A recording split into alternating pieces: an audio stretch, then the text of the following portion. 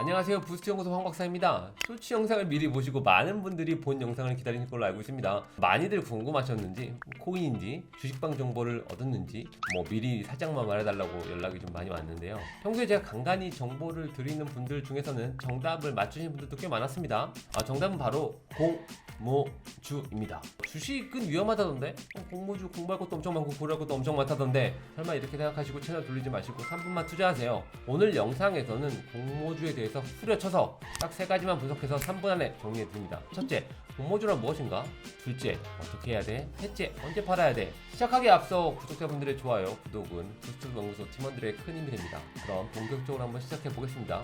먼저 주식이란 무엇인가? 라는 질문에서 한번 시작해 보겠습니다. 주식이란 회사 경영에 필요한 자본을 투자한 사람들에게 지급하는 증서로서 회사의 권리를 작게 조각내고 그 권리를 파는 것이고, 즉 소유한 주식의 비율만큼 회사를 소유한다는 의미입니다.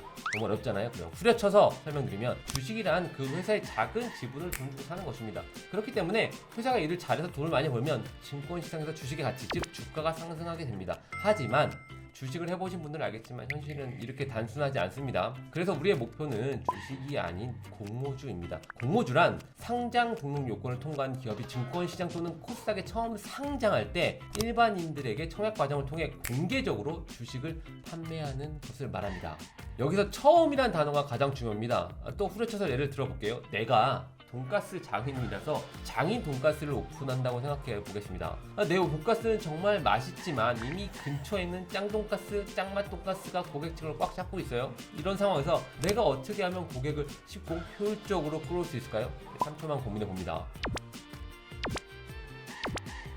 그렇죠, 바로 그거예요. 여러분들의 머릿속에 떠오른 그 방법이 바로 정답입니다. 바로 가격을 낮추는 겁니다. 짱 돈가스의 안심 돈가스가 10,000원인데 제가 오픈한 장인 돈가스에서 안심 돈가스를 5,000원에 팔면 당연히 손님들 많이 오겠죠? 아마 오픈런하고 줄 서고 난리가 아닐 겁니다.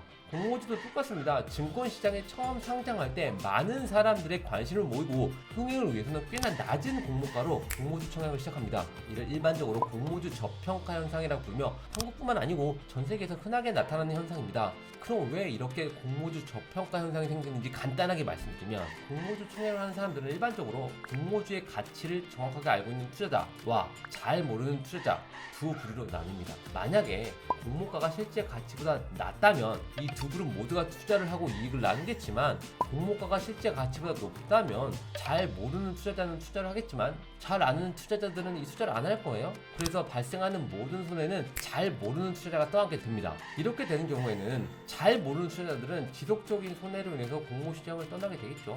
당연히 공모주의 가치를 잘 모르는 투자자가 훨씬 많기 때문에 이렇게 되면 기업과 증권사에서 공모를 통해 배정하고 싶은 물량을 모두 소화하기가 불가능해집니다.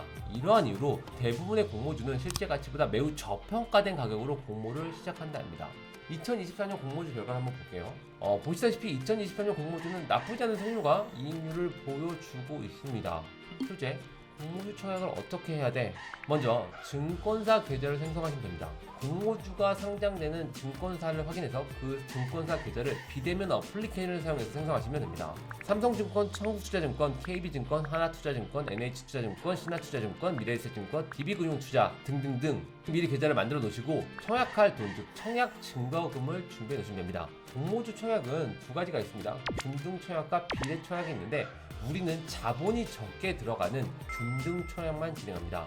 공모주는 발행 물량이 정해져 있고 당연히 신청 물량이 훨씬 많기 때문에 경쟁을 통해 배정됩니다. 이때 균등 청약은 신청한 사람을 기준으로 배정을 해주고, 비례 청약은 신청한 공모주 수량을 기준으로 배정합니다. 균등은 최소 청약 수량만큼만 신청하면 되기 때문에 자본이 적더라도 충분히 시작해 볼 수 있습니다.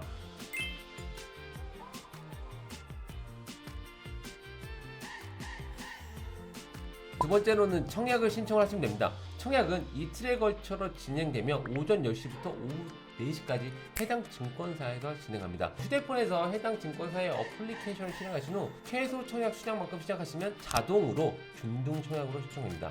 물론 청약하고자 하는 계좌에 증거금이 있어야 합니다.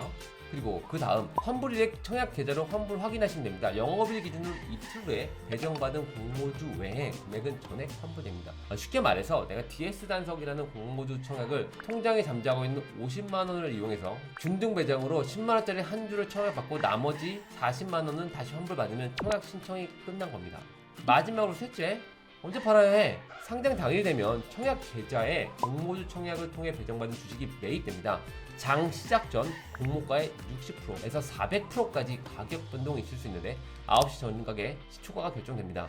경쟁률, 상한가 잔량, 예상 종가 이런 것들 절대 고민하지 마시고 그냥 상장하는 날 시초가에 팔아버리세요. 참고로 DS 단석의 경우 상장 첫날 400%인 40만원의 시초가가 형성되었고 이때 매도를 해서 30만원의 투자 이익을 발생하면 공모주 청약을 통해서 30만원 소득 만들기가 끝이 납니다. 최고의 투자는 원금을 지키며 작은 수익이라도 꾸준히 현실화하는 투자입니다. 욕심을 한 숟가락만 덜어버리면 잃지 않는 투자를 할 수 있습니다. 2023년 부스트 연구소 팀원들은 균등 청약만 진행을 했었고요. 평균 수익은 137만원, 약 한 달에 11만 4,200원의 추가 소득을 얻었습니다. 여기까지 모두 이해하셨으면 이제는 행동하셔야 합니다.